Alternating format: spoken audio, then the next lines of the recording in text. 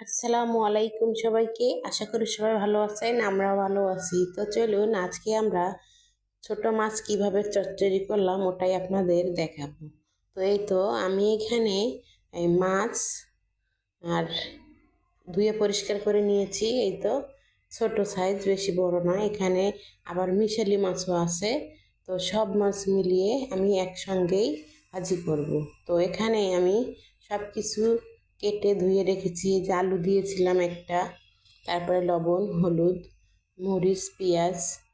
আর এই পাশে আমি মোটা মোটা হয়ে গেছে অবশ্যই, তো এটা সমস্যা নেই, মেখে দেব। তো আমি এরকমই কাটতে পারি, বেশি চিকন করে পারি না, কারণ চোখে পানি আসে তার জন্য। তো এই তো আমি টমেটো দিয়েছি 2টা। তারপরে আমি এখানে তেল দিয়ে দিচ্ছি পরিমাণ মতো।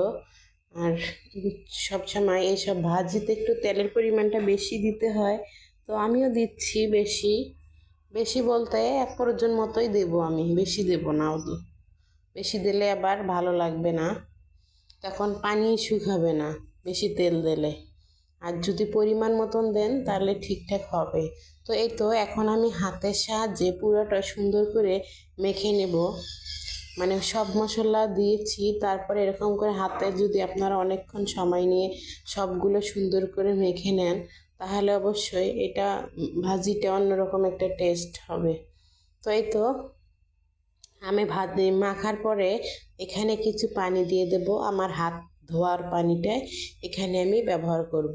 তো আমার এখানে আলু আছে, এজন্য আর কি পানিটা দিতে হবে একটুখানি বেশি। তো আমি চেষ্টা করব আমার পরিমাণ মতো দেওয়ার।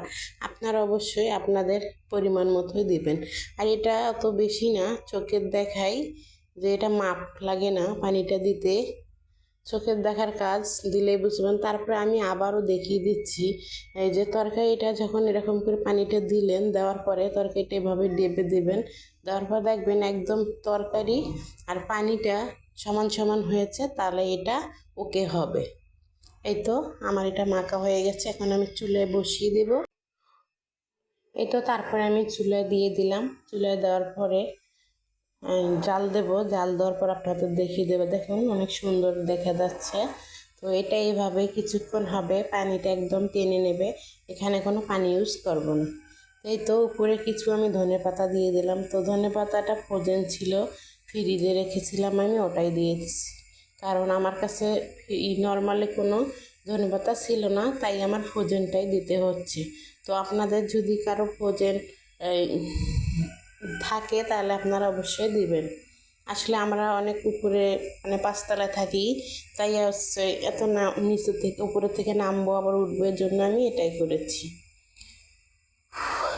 তো এই তো আমার ভাজিটা প্রায় হয়ে গেছে, আর একটু হবে, একদম পোড়া পোড়া হবে, তখন আমি নামিয়ে ফেলবো। তো আর একটু এখানে পানি আছে, তো পানিটা আমি শুকিয়ে গেলে নামিয়ে ফেলবো।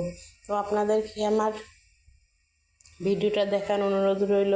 আশা করি সবাই দেখলে অবশ্যই ভালো পাবেন। এই যে কুসুনের সাহায্যে আমি দেখে নিচ্ছি, দেখুন আলুটা খুব সুন্দর করে সিদ্ধ হয়ে গেছে আমার কিন্তু।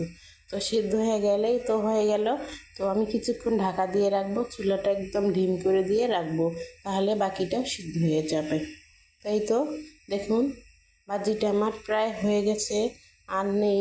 এইবারকার যে আরেকটু কুচিনটা আবার ট্রাই করে দেখছি। তো এবার দেখুন আরও সিদ্ধ, মানে অনেক সুন্দর গলে গেছে। তো আর তো কিছু এখানে দেখার নেই। তো হালকা হালকা একটু পানি আছে, এটা শুকিয়ে গেলে আমি নামিয়ে ফেলবো। তো আমার যদি ভিডিওটা আপনাদের ভালো লাগে অবশ্যই আমাকে লাইক কমেন্ট করবেন। আপনারা লাইক কমেন্ট করলেই আমি খুশি হই এবং ভিডিও তৈরি করতে উৎসাহ হই। তো আমার তো একদম পোড়া পোড়া হয়ে গেছে ভাজিটা, একে তেলও বাড়ি হয়ে গেছে, ভাজি থেকে একদম পানি শুকিয়ে গেছে। তো এখন আমি নামিয়ে ফেলবো। তো নামিয়ে আজকে ফেলবো, যে কোনো বাটিতে আমি বাড়বো না, এখানে থেকেই আমরা আজকে খাওয়া দাওয়া শেষ করব। এই তো আমার রেডি হয়ে গেছে ভাজি। তো কেমন হয়েছে অবশ্যই আমাকে কমেন্টে জানাবেন। তো আল্লাহ হাফেজ সবাইকে।